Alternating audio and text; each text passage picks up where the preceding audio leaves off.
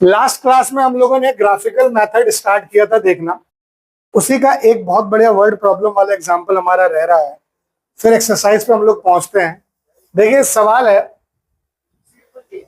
Champa went to a sale to purchase some pants and skirts. एक sale में गए, वहां पे पैंट और स्कर्ट मिल रहे थे, उसको ले रहा था। When her friends asked her how many of each she had bought, she answered, कितने उसने खरीदे, उसके दोस्तों ने पूछा, तो उसका आंसर सुनिए, the number of skirts is too less than twice the number of pants purchased। Skirt जो है वो पैंट जितना लिया गया उसके ट्वाइस से 2 कम लिया था, ठीक। Also the number of skirt is 4 less than 4 time number of pant. और फिर कह रही है कि जो नंबर ऑफ स्कर्ट था वो 4 गुना पैंट से 4 कम था। Help her friends to find out how many pants and skirt Champa bought. आपको मदद करनी है कि कितने पैंट और कितने स्कर्ट चंपा ने खरीदे। तो आप इसको देखिए कैसे करिएगा। Late the number of skirts be X and the number of pants be Y।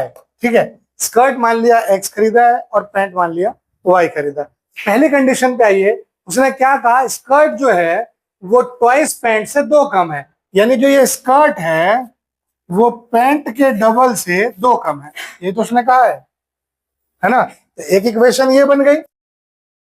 फिर उसने क्या कहा कि जो स्कर्ट है, यानी ये जो स्कर्ट है वो 4 less than 4 time number of pant, 4 less than 4 time number of pant. क्या ये दोनों इक्वेशन नहीं बनेंगी? यस, कोई डाउट है इन दोनों इक्वेशन में? ध्यान से देखो, 2 less than twice of Y and 4 less than 4 times of Y, वो उसने कहा। अब आपको क्या करना है, ग्राफिकल रिप्रेजेंटेशन से सॉल्व तो करना ही है। तो आपको यहाँ पे ग्राफ ले लीजिए और अब जल्दी से बॉक्स बनाइए इक्वेशन पहले वाले का। तो अगर आप पहले वाले में y की वैल्यू 0 रखते हो तो x -2 आएगा कि नहीं आएगा? यस, y की वैल्यू 0 रखो तो 2 इंटू 0 0, 0 में से 2 गया -2, ठीक। अगर तुमने y की वैल्यू रख दी 1 तो ये 0 आएगा कि नहीं आएगा? देखो, y की जगह रखो 1, 2 1 जा 2, 2 में से 2 गया 0। तो ये बन गया आपका पहले वाले का ग्राफ टेबल। अगर आप वहीं पे बात करो दूसरे टेबल की, तो ध्यान से देखिएगा, अगर आप यहाँ पे x हो गया, ये y हो गया, अगर आप x को रखते हो 0, y को रखते हो 0, तो x आएगा -4। देख लो, 4 इंटू 0 0, 0 में से 4 गया -4। अगर y रखते हो 1 तो x आ जाएगा 0। 4 इंटू 1 4, 4 - 4 इज 0, ठीक। तो ये आपके पास आएगा। आप फटाफट से इसकी प्लॉटिंग करते हैं, तो उसके लिए जल्दी से यहाँ नंबरिंग दे देते हैं। ये हो गया 1 2 3 4 5, -1 ये 0 होता है, -2 -3 -4 -5, 1 2 3 4, -1 -2 -3 -4। आइए जी, -2, 0 यानी x पे -2 y 0, तो वही होगा ये वाला -2, 0। फिर कह रहा है 0, 1, वो होगा ये वाला 0, 1। तो आपका जो ग्राफ बनेगा वो ये बन गया, ठीक। दूसरे वाले की अगर मैं बात करूं, -4, 0, तो -4, 0 हो जाएगा ये, यस, ठीक। और वही दूसरा बोल रहा है 0, 1, यानी ये वाला 0, 1। तो यानी अब आपका जो ग्राफ बनेगा वो ये बनेगा, इजंट इट? अब आप ध्यान से देख पा रहे हो कि कितनी जगह पे ये दोनों लाइन मिल रही है एक दूसरे से। यस, ये दोनों लाइन एक दूसरे से कितनी जगह मिल रही है? एक जगह। कहां पे? यहां पे। तो यही इसका सोल्यूशन होगा, यानी इसका यूनिक सोल्यूशन आ रहा है ना। तो आप इसको लिखिएगा कैसे, since graph intersect each other at one point that is 0, 1. So the solution is at x is equal to 0 and y is equal to 1. जब भी कोऑर्डिनेट होता है तो पहला x होता है और दूसरा y होता है, यानी x 0 और y 1. तो अब आप कितने आराम से ये चीज बता दीजिएगा. Hence number of skirts are 0, क्योंकि x था, उसने स्कर्ट एक भी नहीं खरीदी. And number of pants are 4. ठीक है, उसने पैंट जो ली, सॉरी y यानी 1. क्लियर, समझ में आई बात. ये इसका आंसर हो जाएगा. ठीक, y की वैल्यू 1 तो x आ जाएगा 0. हाँ, तो ठीक यही था. स्कर्ट्स उसने लिए 0, 2 गुने. हाँ ठीक, अब आप वेरीफाई कर लीजिए, देख लीजिए. मैंने क्या कहा, स्कर्ट लिए उसने 0, पैंट लिए 1, तो आप यहाँ पे पैंट की जगह पे रख के देखो. 2 गुना पैंट का 2 गुना कितना होगा, 1 पैंट का डबल 2, उससे 2 कम कितना हुआ 0. तो उसने 0 स्कर्ट लिए, तो वो प्रूफ हो गया. दूसरे स्टेटमेंट में उसने कहा था 4 गुना पैंट, तो 1 का 4 गुना 4, उससे 4 कम 0 आया है. तो ये इसका परफेक्ट सॉल्यूशन है. यानी उसने स्कर्ट नहीं लिए, सिर्फ एक पैंट ली है, और उसके लिए उसने इतनी बड़ी कहानी आपको सुना दी. कोई दिक्कत, क्लियर. अगला हम लोग आगे बढ़ते हैं अपनी एक्सरसाइज की और 3.1. देखो बहुत बढ़िया सवाल है. आप लोग तो यहाँ पे ना अपने अपने जो ब्रेन होते हैं आप लोग यहाँ पे ओपन अप कर लेना, क्योंकि इक्वेशन अगर आप बनाना सीख गए, सवाल बना लीजिएगा. इक्वेशन बनाना बहुत इंपॉर्टेंट होता है. सबसे पहले कह रहा है form the pair of linear equation in the following problem and find their solutions graphically. यानी सबसे पहले आप पेयर ऑफ लीनियर इक्वेशन बनाइए. पेयर ऑफ लीनियर इक्वेशन कहने का मतलब क्या है, 2 इक्वेशन बनेगी. ठीक है, आप सबसे पहले वो बनाइए and then you have to find the solutions graphically. तो पहला सवाल कह रहा है 10 students of class 10 took part in a mathematics quiz. 10 बच्चे हैं क्लास 10th के, उन्होंने मैथ्स क्विज में पार्टिसिपेट किया. If the number of girls is 4 more than the number of boys, then find the number of boys and girls who took part in the mathematics quiz. यानी अगर जो कन्याओं की संख्या है वो बालकों से 4 अधिक है, तो आपको ये बताना है कितने लड़कियां और कितने लड़के उस क्विज में थे. तो देखिए कितना मजेदार सवाल है. स्टेप बाय स्टेप समझेंगे, तुरंत समझ में आएगा. सबसे पहले देखिएगा, इतना सारा जरूरत नहीं है, 2 पार्ट में भी हो जाएगा. देखिए, let the number of boys be X. ठीक है, हम गर्ल्स को एक्स नहीं मानते, थोड़ा सा पर्सनल हो जाएगा, इसलिए let the number of boys be X and number of girls be Y. ठीक है सर, कोई दिक्कत. अब टोटल बच्चे कितने हैं क्लास में, 10. तो obviously since total students is equal to 10, इसका मतलब ये x और y जोड़ के ही तो 10 हुए होंगे, है ना. ये तो बच्चे होंगे, x और y जोड़ के 10 बच्चे होंगे. फिर दूसरे स्टेटमेंट में क्या कहा कि नंबर ऑफ गर्ल्स, यानी जो y है वो 4 more than boys, x plus 4 है. यस, कोई दिक्कत है. ये 2 स्टेटमेंट उन्होंने कही. अब इन 2 स्टेटमेंट से हम लोग अपने ग्राफ की ओर बढ़ेंगे. सबसे पहले हम एक ये बना देते हैं. अब बनाते हैं जी टेबल. पहला टेबल पहले इक्वेशन के लिए, एक्स वाई. देखिए x बराबर 10 माइनस वाई है, यानी अगर मैं y 5 लेता हूं तो x भी 5 आएगा. अब देख लो 5 और 5 जोड़ोगे तो 10 बन जाएगा. अगर मैं y को क्या लूं, y अगर मैं 4 लेता हूं तो x कितना आएगा सर, x आ जाएगा 6. तो मैं वो ना लेके ठीक है कुछ और लेने की कोशिश करते हैं. थोड़ा सा मैं चाह रहा हूं ना कि इसी में हम अपना आंसर निकाल लें. तो हम एक काम करते हैं,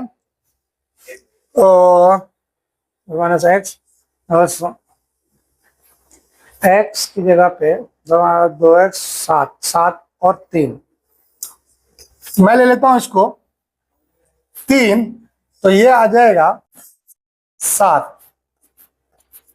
ठीक, मैंने यहाँ पे x को लिया 3, तो y आ जाएगा 7. मैंने ऐसा क्यों किया आपको सॉल्यूशन के टाइम पे बताता हूं। ठीक, आइए दूसरा टेबल फटाफट से ड्रॉ किया जाए।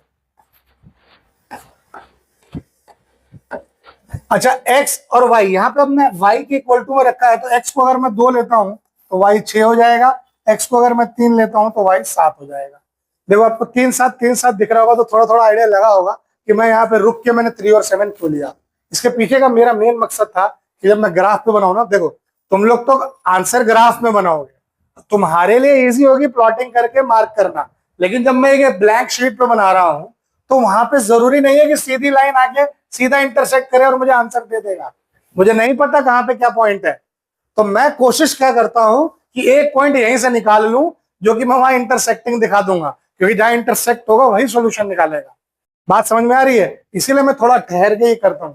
आपकी मर्जी है, आप कोई से भी वैल्यू रख के करना, आंसर 3 7 ही आएगा। अब देख लेना करके ग्राफ पे कोई भी वैल्यू लेके करना, आंसर 3 और 7 ही आएगा। जब आप ग्राफ मिलेगा ना जहां पे टच होगा वो 3,7 ही होगा, यानी x पे 3 और y पे 7। तो आइए जरा अब इसकी प्लॉटिंग करी जाए। तो ये 0 है, 1 2 3 4 5 6, 1 2 3 4 5 6 7, -1 -2 -1 -2, और नहीं लिख रहा क्योंकि माइनस में जरूरत ही नहीं है। 5,5, तो देखिएगा 5,5 का मतलब क्या हुआ सर? 5 इधर से बढ़ो और 5 इधर से बढ़ो, ये जहां आके टच हो, ये हो गया 5,5। आप लोग ऐसे करके बना सकते हो, रफली डॉट डॉट डॉट बना के बना लेना। ये हो गया 5,5। फिर कह रहा है 3,7, यानी x पे 3 y पे 7, यानी ये वाला पॉइंट आके मिल रहा है, ये हो गया 3,7। तो आपका जो ग्राफ बना वो ये बन गया पहले वाले का। ठीक, दूसरे की बात करी जाए, 2,6, यानी 2 ये रहा और 6 ये रहा, यानी ये हो गया 2,6। ठीक, फिर बात करते हैं 3,7 की। तो 3,7 आपको ऑलरेडी पता है, ये वाला है 3,7। अब आपका ग्राफ जो हुआ वो ये बन गया। तो ये आपकी पूरी ग्राफिकल प्लॉटिंग हो गई। अब ये कहां पे मिल रहा है? एक पॉइंट पे। उस पॉइंट के कोऑर्डिनेट क्या है? 3,7, यानी x की वैल्यू 3 और y की वैल्यू 7, यानी लड़के हैं 3 और लड़कियां हैं 7। देख लो, लड़कों से 4 ज्यादा हैं लड़कियां, वही स्टेटमेंट भी उसने कहा है ना। तो since the point of intersection is at 3,7, so the solution will be at x is equal to 3 and y is equal to 7. So therefore number of boys are 3 and number of girls is 7, है ना। लड़के हैं 3 और लड़कियां हैं 7, ये तरीका है इसको बनाने का। मेन खेल है यहाँ। इसके बाद थोड़ा सा ये प्लॉटिंग में आप ये डॉटेड लाइन से क्या हो सकता है, देखो बार बार मैं वही बात बता रहा हूँ, मैंने डॉटेड लाइन लेके जाने का मतलब है कि पॉइंट थोड़ा सा एक्यूरेट आ जाए। ग्राफ पे सब एक्यूरेट आएगा। मैं आपको ये जब चैप्टर खत्म होगा तो मैं आपको एक बार ग्राफ कॉपी पे भी बना के दिखा दूंगा कि कैसे बनाना आप लोगों को। टेंशन नहीं, बस प्रैक्टिस करो जाके घर में इन सब सवालों की। ठीक, अब अगला सवाल जरा इसका देखो, ये वाला कह रहा है 5 पेंसिल और 7 पेन टुगेदर कॉस्ट 50 रुपीज, यानी 5 पेंसिल और 7 पेन एक साथ खरीदता हूं तो 50 रुपए के, और 7 पेंसिल और 5 पेन खरीदता हूं तो 46 रुपए के। तो बताओ एक पेंसिल की क्या कीमत थी और एक पेन की क्या कीमत? समझ में आई बात? 5 पेंसिल लिए और 7 पेन लिए तो 50 रुपए, 7 पेंसिल लिए और 5 पेन लिए तो 46 रुपए। अब आप बताइए कि एक पेन और एक पेंसिल की कीमत क्या है? ठीक, देखिए, let the number of pencil be x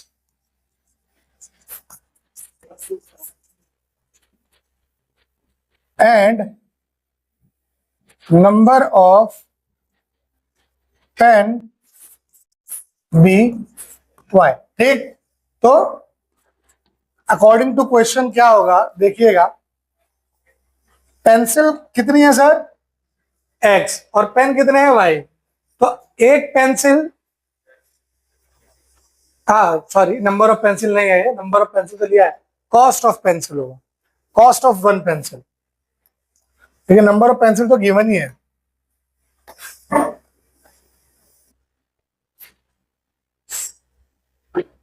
तो late the cost of one pencil, x मान लिया, एक्स रुपीज लिखना चाहो तो आप लिख लेना, और इसको मान लो y rupees. Let the cost of one pen, ठीक, ये वाई आ गया। तो अगर एक पेंसिल की कीमत x है तो 5 की कितनी होगी? 5x। एक पेन की कीमत y है तो 7 की होगी, 7y। इन दोनों को जोड़ के उसने दिए 50 रुपए। ठीक, फिर उसने क्या करा, 7x जमा 5y जोड़ के दिया उसने 46 रुपीज। ठीक, ये दो इक्वेशन आपकी बन के आ गई होगी। हम जल्दी से यहाँ पे एक ग्राफ इस तरीके से बना लेते हैं, और अब ले लेते हैं यहाँ पे टेबल। पहला टेबल पहले के लिए x y।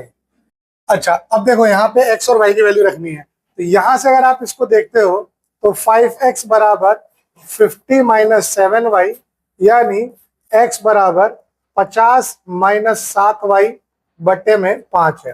ठीक, हाँ क्या नहीं दिख रहा है? यहाँ पे दिख रहा है, 50 माइनस 7y बटे 5 हो गया। ठीक, अब देखो x की वैल्यू y पर डिपेंड कर रही है, तो अगर मैं y को कुछ ऐसा रखूं कि 50 से सब्ट्रैक्ट करने पे 5 का मल्टीपल आ जाए तो मेरे लिए आसानी होगी। तो मैं लिख देता हूं y को 5। अगर मैंने y को लिया 5 तो x क्या आ जाएगा? 50 माइनस 35, 15 बटे 5 3। ठीक है, अब और लेते हैं x की वैल्यू, 0 लोगे तो 10 आ जाएगा, कोई दिक्कत वाली बात नहीं है। ठीक है, x को ले लो, ओ सॉरी y को ले लो, 0 आ जाएगा 10। मैं लेकिन ये चाहता नहीं था ना, थोड़ा बड़ा वैल्यू हो गया, इतने बड़े नंबर की आवश्यकता हमें है नहीं। अगर हम छोड़ो, ले लो, हटाओ। आइए अगले पे।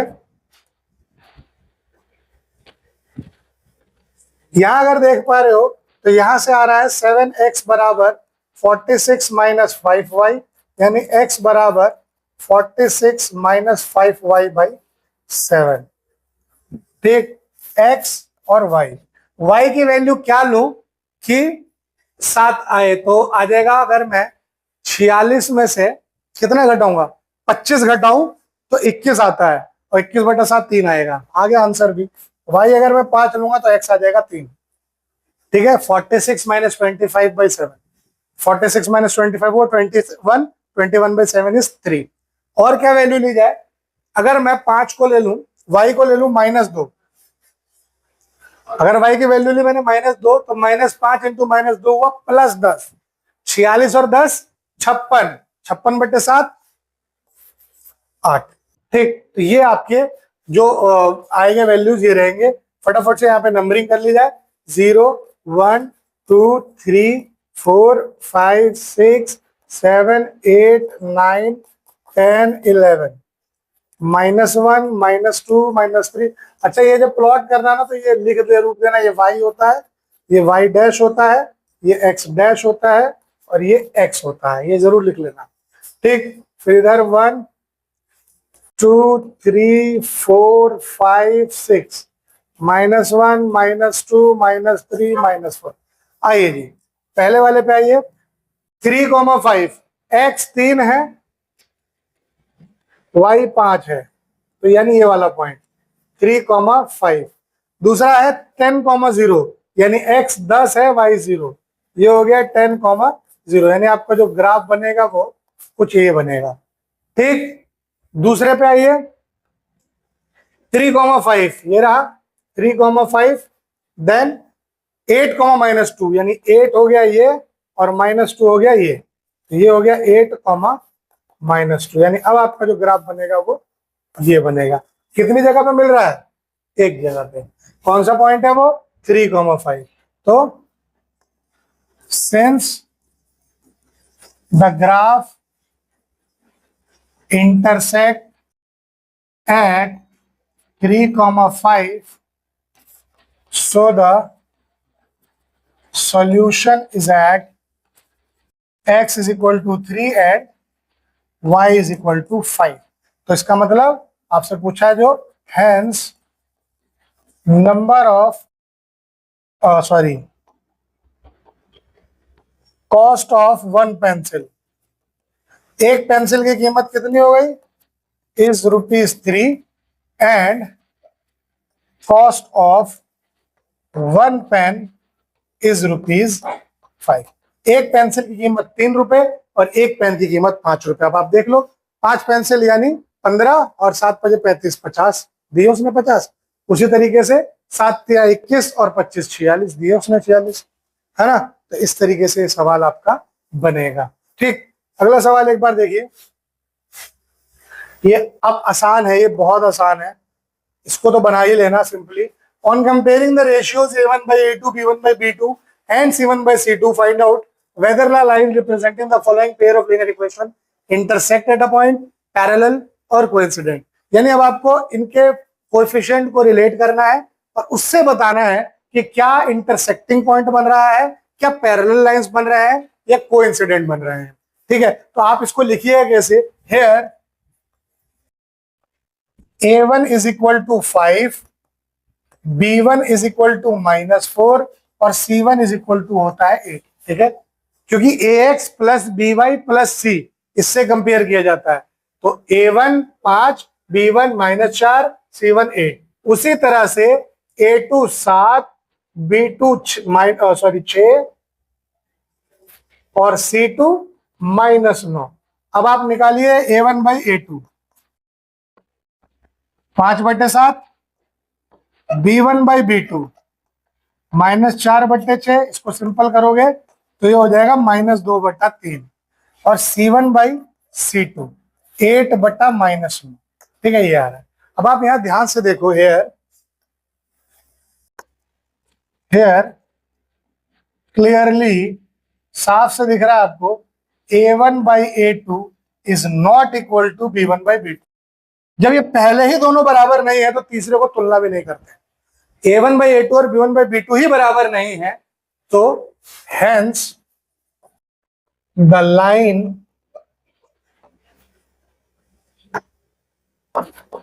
representing following pair intersect at a point. ठीक है, ये बराबर नहीं होते हैं तो इंटरसेक्टिंग A1/A2, B1/B2 दोनों बराबर हो और C1/C2 बराबर नहीं होगा तो पैरेलल, और अगर तीनों बराबर हो है तो कोइंसिडेंट. ठीक, तो इसी तरीके से हम इस सवाल को भी एक बार देख लेते हैं. ठीक है, देखिए यहां पे फिर से आप देखो, hair A1 = 9, B1 = 3, C1 = 12, A2 = 18, B2 = 6, C2 = 24. ठीक है जी, आइए A1/A2 = 9/18, कट के हो गया कितना 1/2. B1/B2 = 3/6, कट के हो गया 1/2. C1/C2 हो गया 12/24, कट के हो गया 1/2. फिर A1/A2 is equal to B1/B2 is equal to C1/C2. Hence, pair of equation forms coincident line. ठीक है, तीनों बराबर हो गए तो कोइंसिडेंट. ठीक, समझ में आई बात. देखो यहाँ पे इस वाले सवाल में देखो 6x - 3y + 10 और 2x - y + 9. Here A1 is 6, B1 is -3, and C1 is 10. A2 is 2, B2 is -1 and C2 is 9. A1/A2 जब आप निकालिएगा 6/2 यानी कि 3. B1/B2 जब निकालिएगा -3/-1 यानी कि 3. C1/C2 जब निकालिएगा तो 10/9. Here A1/A2 is equal to B1/B2 and not equal to C1/C2. C2। तो इसका मतलब क्या हो गया, hence pair of equation forms linear pair, sorry parallel lines.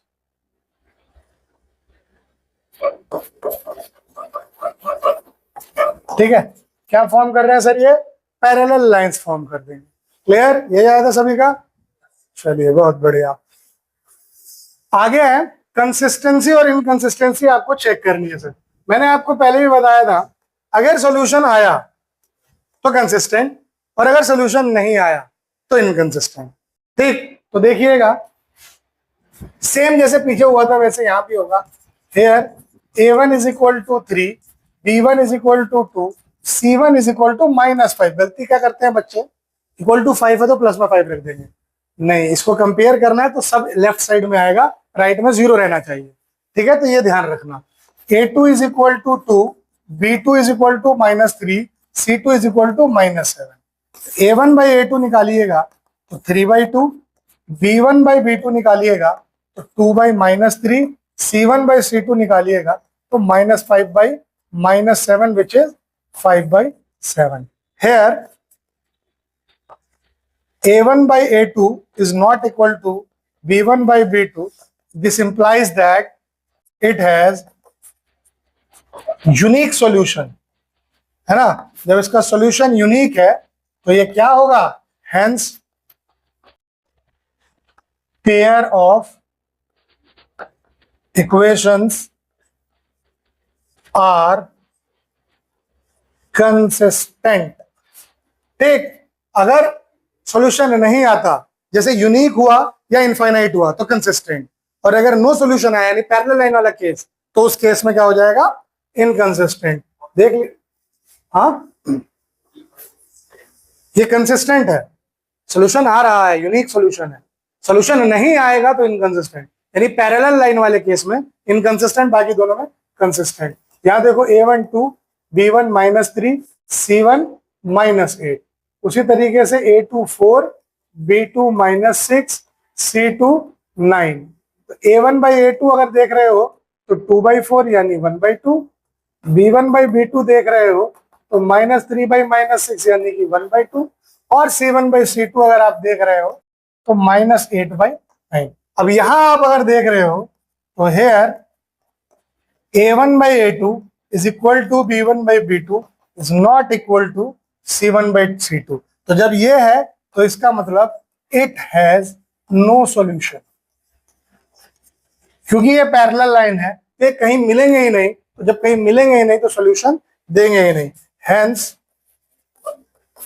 Pair of equations are inconsistent.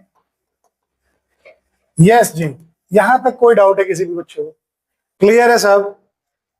अब ये क्वेश्चन इसके आगे का आप लोग ट्राई करिएगा, अगली क्लास में हम लोग यहीं से शुरू करेंगे। ठीक है, कंसिस्टेंसी, इनकंसिस्टेंसी, ठीक है, unique solution, no solution, infinite solution, सब अच्छे से समझा दिया है। ठीक, इसको करके लाइए, अगली क्लास में मिलते हैं। Till then bye bye.